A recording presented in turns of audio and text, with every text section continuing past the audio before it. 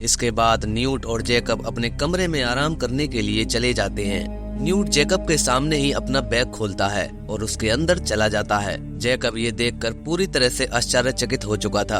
तभी Newt Jacob को भी अपने साथ अंदर बुला लेता है। जैकब जैसे ही अंदर पहुंचता है तो वो देखता है कि उसका बैग काफी ज्यादा बड़ा था। न्यूट सबसे पहले जैकब के घाव की दवाई बनाता है, फिर वो उसे अपने बैग में रहने वाले प्राणियों के बारे में परिचय देता है। न्यूट जैकब को सबसे पहले बिजली का पक्षी फ्रैग को दिखाता है, जो कि साइज में काफी बड़ा था। न्यूट बताता है कि अमेरिका की यात्रा का ये मुख्य कारण है, इसीलिए वो उसे एरिजोना में वापस लौटाना चाहता है। वहाँ रहने वाले और भी जानवरों से न्यूट जैकब का परिचय कराता है। तभी अचानक से जैकब को वहाँ एक काला सा पदार्थ दिखता है। वो जैसे ही उसे छूने की कोशिश करता है, न्यूट उसे मना कर देता है, क्योंकि वो एक अदम्य शक्ति थी, इसीलिए वो उससे दूर रहने के लिए भी कहता है। वो अपने बैग में रहने वाले सभी जानवरों से एक एक करके जैकब को मिलवाता है, क्योंकि जैकब ने आज से पहले कभी ऐसे प्राणियों को नहीं देखा था। वो उन्हें देखकर मन ही मन खुश हो रहा था।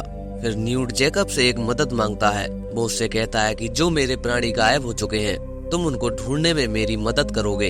ये सुनकर जैकब अपने दोस्त न्यूट की मदद करने के लिए तैयार हो जाता है। अगले दिन न्यूट और जैकब जैसे ही शहर में पहुंचते हैं तो न्यूट को अपना खोया हुआ जानवर निफलर दिख जाता है, जो कि ज्वेलरी की दुकान में पूरे सोने से लदा पड़ा था।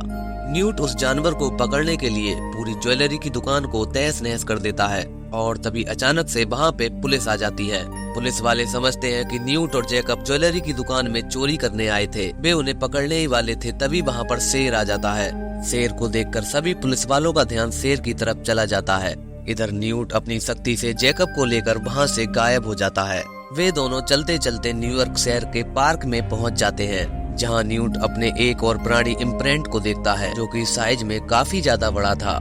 न्यूट जैकब को बचाने के लिए हेलमेट और वेस्ट पहनने के लिए देता है और इम्प्रेंट को अपनी तरफ आकर्षित करने के लिए कुछ तरीके अपनाता है। लेकिन जैसे ही इम्प्रेंट जैकब को देखता है तो वो उसका पीछा करने लगता है।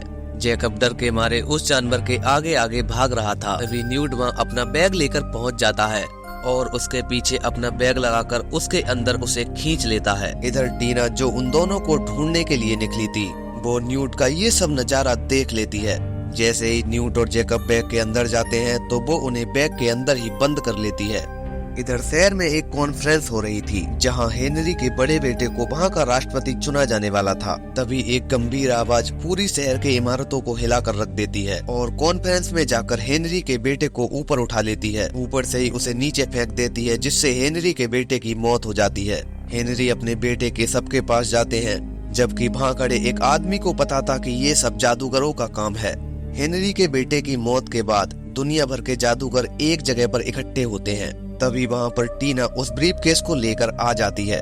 वो उन सबके सामने ही उस बैग को खोलती है ताकि जैकब और न्यूट उस बैग से बाहर आ सके। बैग खोलने के बाद न्यूट और जैकब उस बैग से बाहर आते हैं। ये देखने के बाद जादूगरों की अध्यक्ष न्यूट को ही हेनरी के बेटे की मौत का जिम्मेदार मानती है और वो ये भी मानती है कि न्यूट और टीना ने एक नॉर्मल आदमी के सामने जादू का प्रयोग किया है। नियमों का उल्लंघन करने के जुर्म में वे न्यूट के ब्रीफकेस को जब्त कर लेते हैं और टीना और न्यूट के साथ जैकब को भी गिरफ्तार कर लिया जाता है। गिरफ्तार होने के बाद टीना उनकी गिरफ्तारी के लिए उनसे माफी मांगती है, क्योंकि उसे नहीं पता था कि ऐसा कुछ हो जाएगा। तभी अगले सीन में जादूगर ग्रेप न्यूट के बैग की जांच करते हैं और वो न्यूट और टीना पर ये आरोप लगाते हैं कि उनकी वजह से ही एक जादू समुदाय के लोगों से नॉर्मल आदमी की हत्या हुई है और इसी के जुर्म में टीना और न्यूट को मौत की सजा मिलती है।